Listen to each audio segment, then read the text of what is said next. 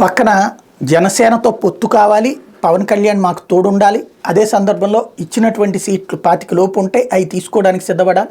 ముఖ్యమంత్రి పదవి లాంటిది షేరింగ్ లేదు. డిప్యూటీ సీఎం అయితే చంద్రబాబు గారు డిసైడ్ చేస్తారు ఏ శాఖలతో కూడినటువంటి డిప్యూటీ సీఎం ఇవ్వాలి. ఈ రూట్లో సాగిన లోకేష్ ప్రసంగాల తర్వాతన పవన్ కళ్యాణ్ ఎంతగా ఆపినా వాళ్ళ కార్యకర్తల్లో కొంతమంది సోషల్ మీడియా వర్గంలో రివర్స్లో ఆగ్రహంతో వ్యక్తం చేస్తూ ఇదిగో ఏ నియోజకవర్గంలో ఎంతమంది కాపులు ఉన్నారో లెక్కగట్టి వివరాలు చెప్తున్నారు. ఇందులో గుంటూరు జిల్లాకు సంబంధించి ప్రొజెక్ట్ చేసింది. తాడికొండలో 25,000, మంగళగిరిలో 30,000, రేపల్లెలో 45 నుంచి 50,000, తెనాల్లో 45,000, బాపట్లో 20 నుంచి 24,000, పత్తిపాడు ఎస్సీ సెగ్మెంట్లో 30,000, గుంటూరు వెస్ట్లో 45,000, గుంటూరు ఈస్ట్లో 40,000, నరసరావుపేటలో 35 నుంచి 40,000, సత్తెనపల్లిలో 50,000, మాచర్లో 20 నుండి 25,000, పెదకూరపాడులో 35,000, పొన్నూరులో 45,000, వేమూరు ఎస్సీ సెగ్మెంట్లో 35,000, చిలకలూరుపేటలో 20 నుండి 25,000, వినుకొండలో 25 నుంచి 30,000, గురజాల్లో 30 నుంచి 40,000 ఉన్నారు.